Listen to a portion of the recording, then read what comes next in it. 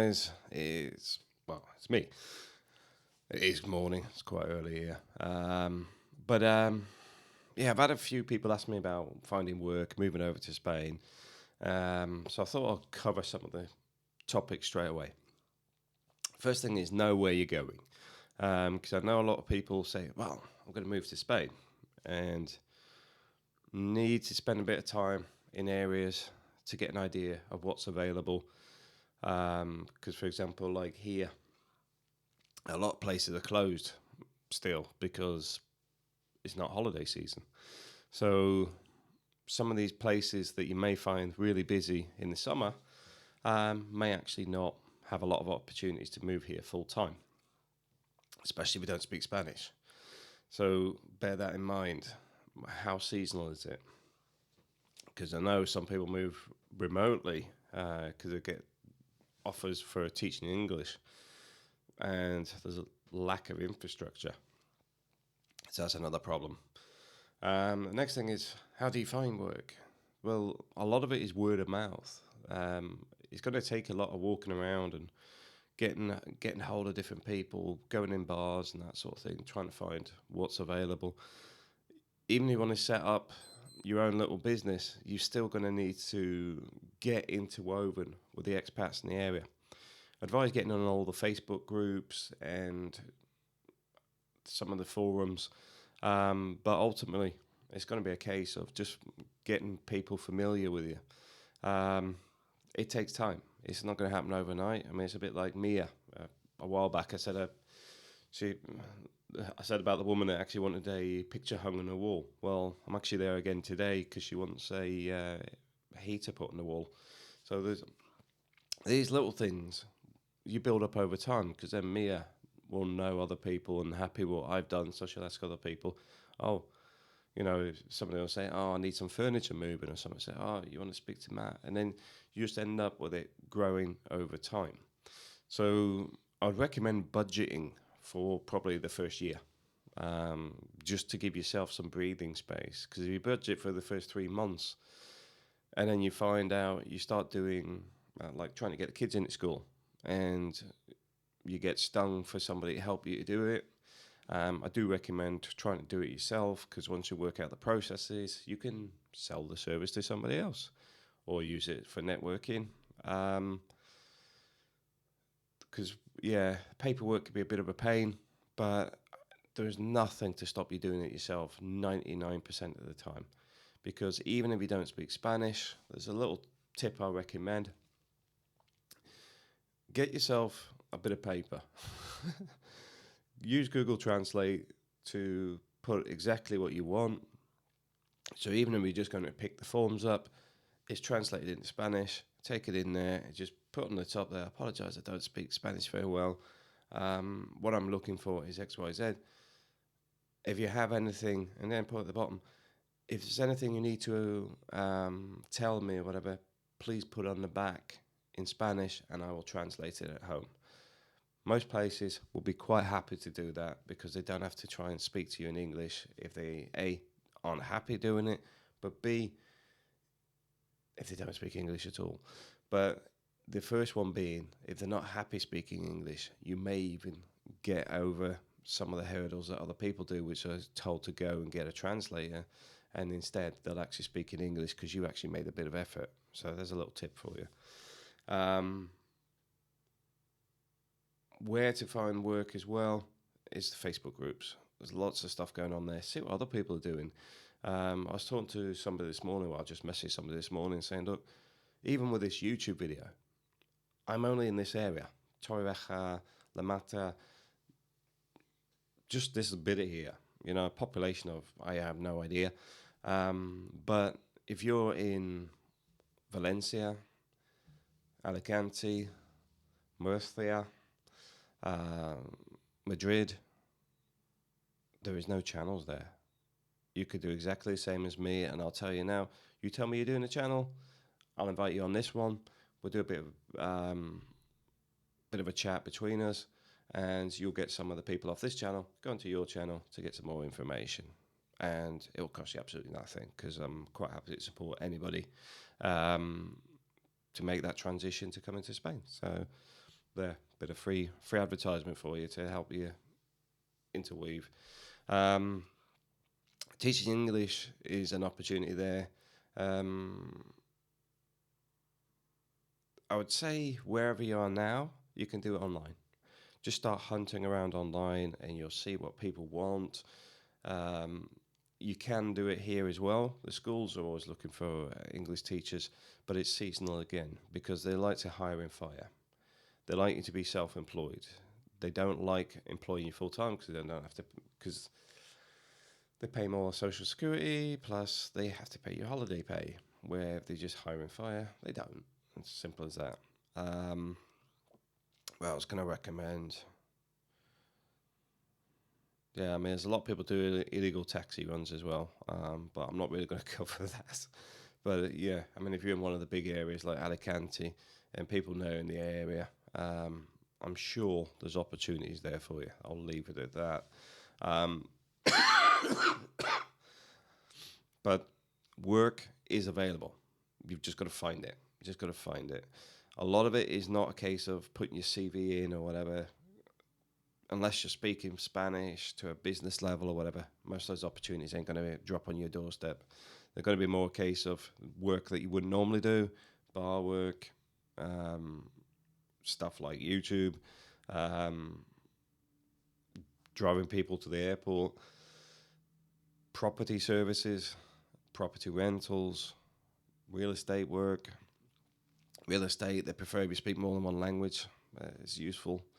Um, so I think if you're coming here and serious about it, start learning Spanish. That'll be the first thing I would say. Start learning Spanish. Research the areas you're looking at going to. Get on the Facebook groups and start asking questions to people in those areas. You'll get a lot of negative nonsense out of some people as well, because quite simply, there's a lot of old. That's a bit unfair, actually.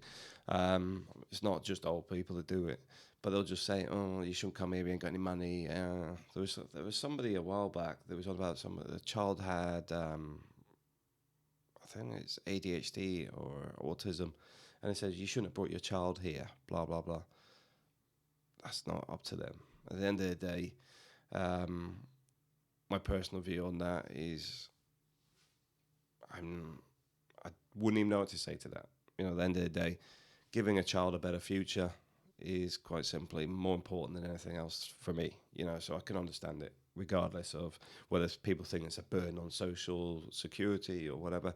My personal view is, as a parent, giving the child the best opportunities in future, take precedence of everything else. That's it. um, yeah. So do your homework now. If you're coming over, do it now. I'd also say don't come over this time of year. There's no jobs. There's nothing around. If you went and searched for jobs now, you ain't going to find a lot. But also, bear in mind, once the holiday season starts, a lot of the places are open. So if you went around now, hardly anybody's open. You'd have to go around again anyway. So I would recommend just waiting. Do it around the holiday seasons when everybody's around, because even if you're starting your own business and going to refill swimming pools, do the pH tests and stuff on swimming pools, because there's a little opportunity there, or a bit of landscaping or something. You still need people there. You still need people actually in their properties. If I open this window, I could tell you now, less than 1/4 of the properties outside my window have got people currently living in them, because most of them are holiday rentals. So you've got to bear that in mind. Getting in at the right time, getting a lot of stickers out, flyers, all that. If you're doing it self-employed, you're going to have to hit the ground running, do a lot of aggressive marketing, get in everywhere, get in the Facebook groups, get going whatever you want to do. There's a lot of stuff like painting around, especially these properties, because they're old. So they do suffer with damp. They do suffer with, there's another little opportunity, damp treating. Market yourself for it, because I don't think I've seen anybody advertising dealing with damp problems, because like there's different ways of doing it. I mean, it may be worth looking at the technology, but also even just treating it, because there's there's certain chemicals you can do for a chemical wash, and then there's like 5 layers of paint because you normally treat it. I think you treat it again, and then you put one layer of white paint on it as a sealant. Yeah, you put the sealant on next, then a layer of white paint, then you put the normal paint on top. So instead of painting a room once, you would paint it 5 times. So yeah, even with that, there's an opportunity there. But this is the key element in this. You need to create this for you. Nobody's going to give it to you. Most of the people you find here, and if you watch the TV shows around, you find people are making work. Nobody's turned around and working at the local factory. Um, I don't think we have a local factory. I can't think of one. A lot of car repair places and things like that, but I don't think there's actually a factory that employs lots of people on a production line, unless you fancy working in the farms. But even then, I don't think it's mainly Spanish. I think it's people coming from other locations. And I say other locations because I'm not sure how many of them are actually legal. But the point being is, you need to create the opportunities. You need to find the opportunities. You need to do your homework. You need to start learning Spanish. You need to start getting on the Facebook groups, researching exactly where you're going to go, because it will affect your cost of living. Because where I am in Torrevieja, you can find a studio apartment for €300 a month. Well, about as low as 250 some places. But at the same time, you've got your electric bill, your water bills, and then your cost of living. I find it cheaper than the UK, and I do get people say, no, it's just the same. But it's not. I mean, not for the standard of living we have here. I mean, when you look at, we've got a 4-bedroom house, a swimming pool, and a tennis court. I don't think I would get that in the UK for £450 a month. No. I might be lucky to get a 2-bedroom house. No, that's not. That's half of that. Double that, and I could get a 2-bedroom house where I normally live. So, standard of living can be better. Quality of life, better. Food quality is often much better. But the hard bit is just getting the work. Once you get past that bit, it gets so much easier. So much easier. So I do say, do not come here in holiday mode. And if you're on on holiday and want to move here, don't do it as if you're on holiday. Go around and go to the bits that are not in tourist season. Ask people about work. What sort of work opportunities would you recommend people come here? How did you get started? Talk to the waiters. Talk to whoever you meet. Pretty much anybody, because at the end of the day, you're trying to gather the information to see if it's worth doing in that area.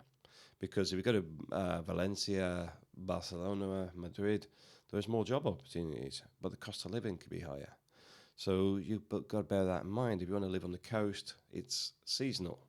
So the pay is lower, but at the same time, there's a lot of properties. So it could be a case of more work for less pay or bigger projects. Because I know some of my friends, like Igor does pretty well. Igor's doing pretty well. He's been here about, I think, at least 10 years. But I mean, like, he just bought that new transit, that transit minibus. Well, that was over €30,000. And he bought 2 apartments last year. So the point being is, you can make it. But the thing is, with Igor, every time you call him, he's working. He's first thing in the morning to last thing at night. He's out working, doing construction work, doing bits and pieces everywhere. It's nice to get in that position. And you'd probably ask, well, what sort of rates would you expect for that? For building work, it's about €15 an hour. Now, if you're doing other bits and pieces, like say somebody wants something urgent, you can alter it a bit, because obviously it's a bit like locksmithing. I mean, I can actually do locksmith work. I just haven't set myself up here because, quite simply, I'm busy enough now anyway. But a locksmith, you could charge easily €120 for opening a door. In the UK, you charge 120, 150 pounds for opening a door. So there's another line for you. Now, I would say if you want to become a locksmith, just doing door openings is not difficult. I don't know if I should cover it or not. But let's put it this way. Somebody could be a locksmith within a month for just opening doors on properties, because nearly all the doors here are the same. When you start getting into more complex things, it becomes more complicated. Simple as that. So you need more experience. The doors here are much, much easier than the UK. In the UK, because you have 5-lever mortise locks and whatever, there's another technique for that, and I can pick those as well. But the point is, yeah, you wouldn't need as much training in Spain, because most of the doors are not like that. Yeah, I'm not going to discuss how to open mortise locks and other bits and pieces on this video, but most of them are, I haven't even got my keys here. They're the key, normally the flat key with the holes punched in it. There's a technique for opening those, and it's not complicated, and I'm not going to discuss it. But the point being is, there's an opportunity there, and lots of people do that, but it's good money, and it won't take you long to learn it, and you're in the right place that can teach you, because there's certain places in the UK that advertise, and if you tell them exactly what you're doing, where you're going, and what locks you need to learn to open, they will charge you some money to learn how to do it. But once you learn it and got the tools, license to print money. I know in the UK when I was doing this, that's a long time ago now, about 11 years ago, 11, 12 years ago, or longer, getting old. I was earning up to, on average, about £700 a week extra on my salary, because I did my 9 to 5, because I used to do maintenance on properties for, I used to look after things like Sainsbury's, Matalan, and all the, retail companies. And then after the 5 o'clock, I'd put my other phone on, and then I'd hop into my own car, and then I would cover locksmith emergency calls. Wouldn't do jobs, just emergencies, and it'd be an easy £700 a month. £700 a week, where people didn't lock themselves out the door, come in at 11 o'clock at night, been out for a couple of beers, whatever, can't open the front door, lost the keys, left them in the pub, whatever, and you just turn up, open the door, thank you very much. And yeah, it's an easy way of making money, because people need it. In the same way, you could undercut everybody else and give everybody a business card, because it's a little technique I did in Worcester. With nurses, I opened the door for a nurse at I think it's about 2 o'clock in the morning.